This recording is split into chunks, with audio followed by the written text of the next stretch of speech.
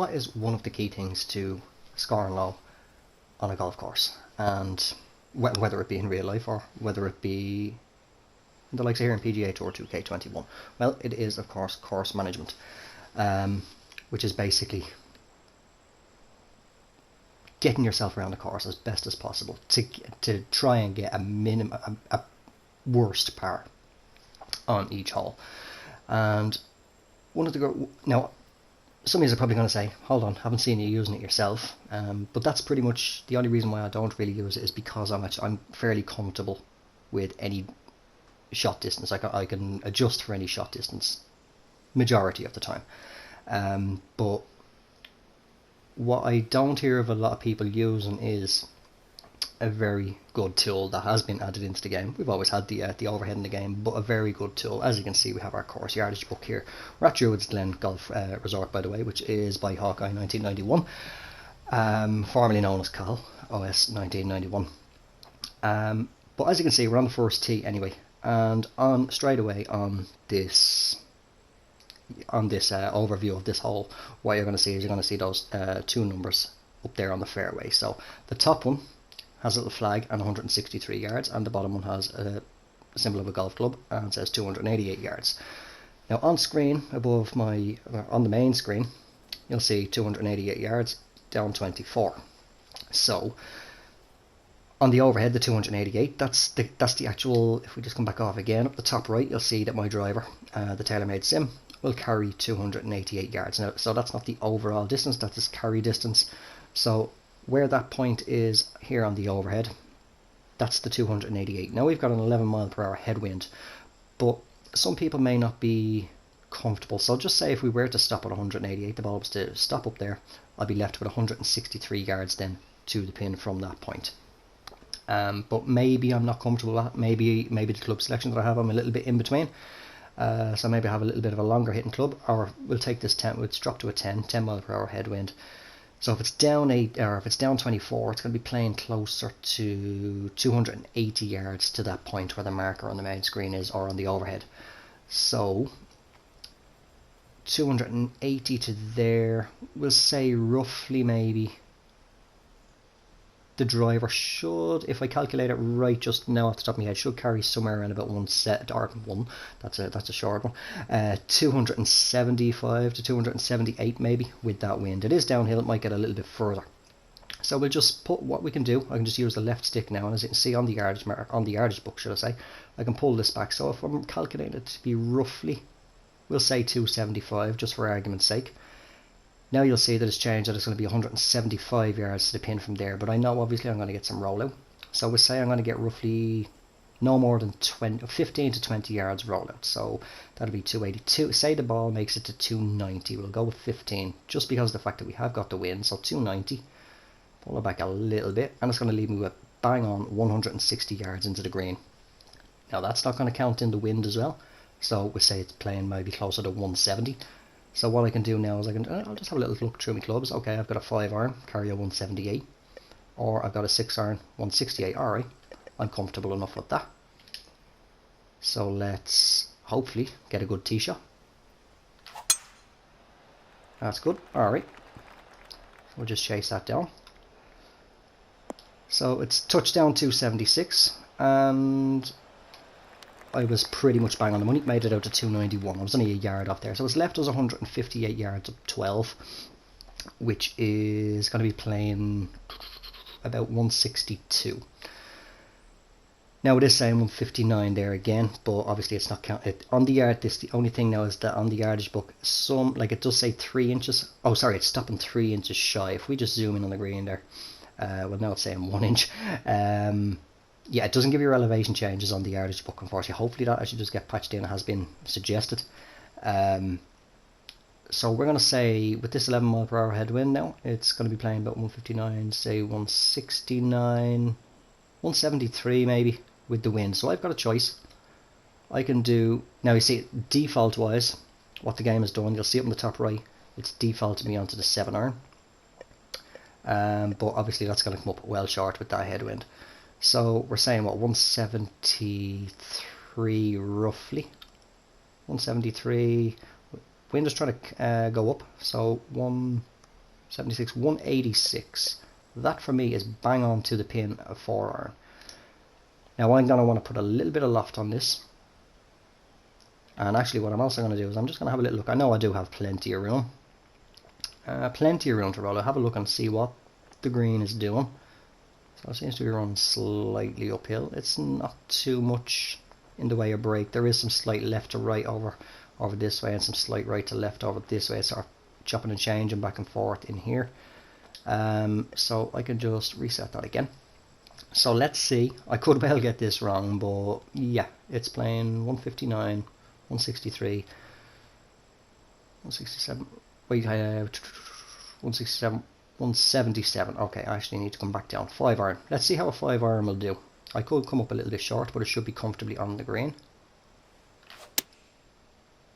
Good strike on it. I added an extra 10 yards on there, I did. And then we're getting a little bit of roll out. And there we go. I've left ourselves roughly around about maybe 10 feet. Not far off, 9 feet. So we'll try and hold this one out. And then what I'll do is I'll skip on ahead to another hole. And we'll see how well we can manage that one. Oh, I overhit that. First putt of the day.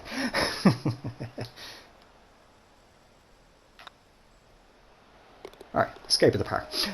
Yeah, so what I'll do, I will skip on ahead to another hole. Be back in just a second.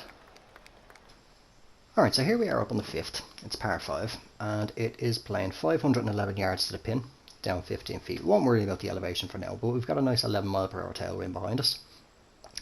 And if we actually, that's the wrong, no, wrong button. If we zoom down here, we'll have a little look. Obviously 288, that's a carry distance. Now, with the fact that we have a tailwind, we're going to get further on that. So we're probably going to carry closer to the 300 mark before we touch down. And obviously we can see the fairway is winding around that bunker there. So what we need to do, we need to come back, because it's possible, as you can see, it's 304 yards to carry that bunker. Excuse me. It's possible with this tailwind that we might just get it, but we do run that big risk of going into the bunker. Now this is a par 5. This is an excellent opportunity for birdie. Even though the previous hole just before coming back to record I did get a bogey. So I want to put, so say that's happened in an event. You want to get that bogey back, you want to get that shot back, get back to 1 under par. We're currently at even. What I want to do is I want to have a look down here now, bring it over here to where we see that the fairway is bending, and we see it's 319 to there. So I know with this tailwind I am certainly going to get to there. So if I pull back, if we go to maybe here, just where it starts bending, on line with the bunker, 303, okay. We know we're going to get roughly a 20, with this wind, we're going to get about a, probably anywhere up to a 25 to 30 yard rollout. It is slightly downhill as well. So we'll say we need to pull back and play about a 265 to 270. So all I have to do now, zoom down and just pull the right stick back. Possibly could be the left stick if you do swing with the right. It'll be left stick if you swing with the right stick. Yeah, it should be flipped around. But for myself anyway, or if you're playing with left stick, it is pull back on the right stick. So I'm just going to pull this back to 265, and hopefully I've worked it out correct. So 265, I'm going to play about 264 to there, but the wind should carry it up to where it's starting to bend. Now obviously we've got the partial swing here. Oh, and that's the other thing that can happen, is a little bit of a fast tempo. This might just kick off to the right. I got a little fortunate there, and it did make it back in. But as you can see, it's actually gone out a lot further than I thought it was going to, and we've actually still ended up in the rough. So a little bit of a miscalculation there on my part, but it is a good example. Now we're in the rough, even though we do have that 12 mile per hour wind behind us. It is a par 5. There's no no urgency, or it's not 100% necessary, I suppose would be the easiest way to put it, to be on the green in 2. You don't have to be on in 2 on a par 5 just because you can reach it. All you want to do is just 100% keep the bogey out the scorecard and play for par, but try and get that shot back. In my case here now, the shot back that I dropped on the previous hole. So I'm going to have a little look, just because the fact as well I could hit a bad shot out of the rough, only in the light rough fortunately. But if we come back to, say, around about maybe here, I can see that if the ball gets to there, 140 yards away from where we are now, that'll leave us roughly 59, 60 yards in.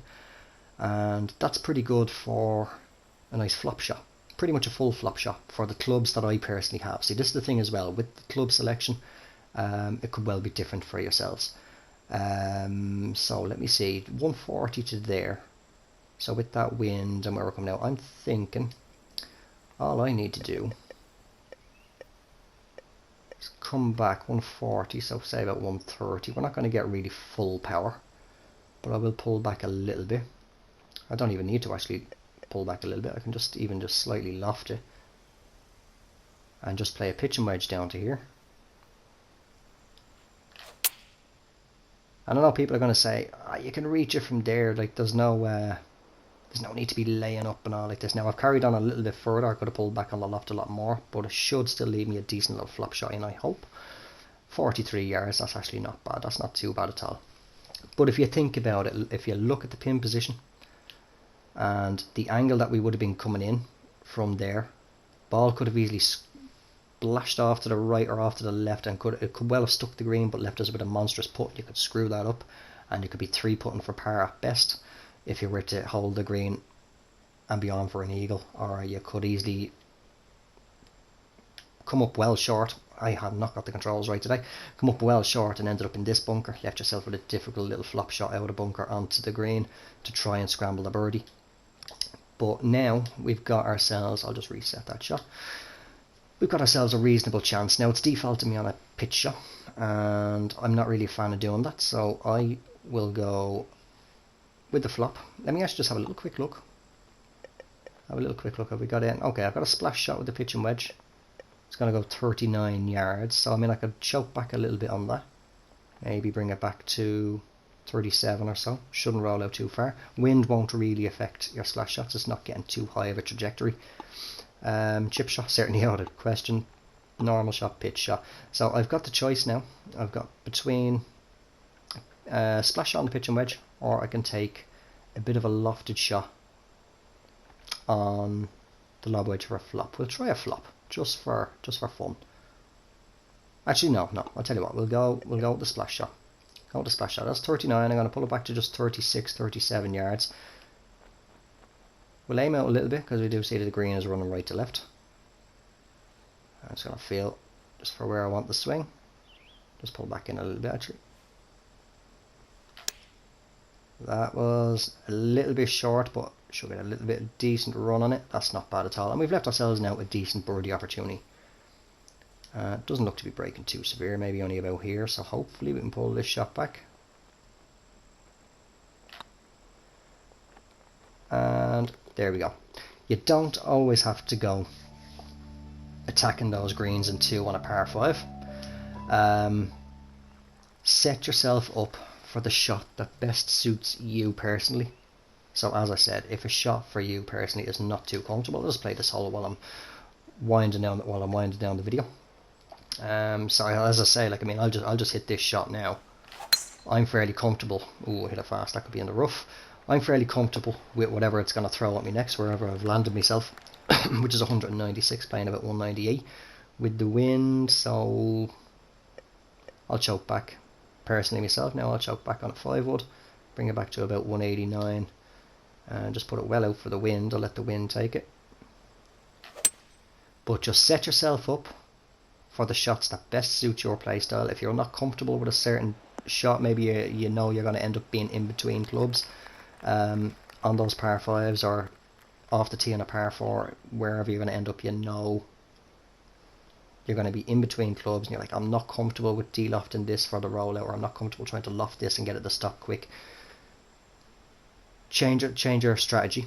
Have a look at your yardage and set yourself up for the shot. That'd be up. I didn't even plan for that, but just set yourself up for the shot that is best suited for you. Fairly short video for this one. I hope you did enjoy it if you managed to make it this far, and hopefully it helps you out a little bit of course management skills. I don't hear of a lot of people using the yardage book. It is a very, very good tool that has been incorporated into the game this time. But I'll say, if you managed to make it this far and you did enjoy it, thank you very much for watching. Make sure to drop it a like if you did enjoy, and if you haven't already done so and you do enjoy the content here on the channel, make sure to hit subscribe. I shall talk to you all in the next one. Until then, take care, have yourselves a good one, and bye for now.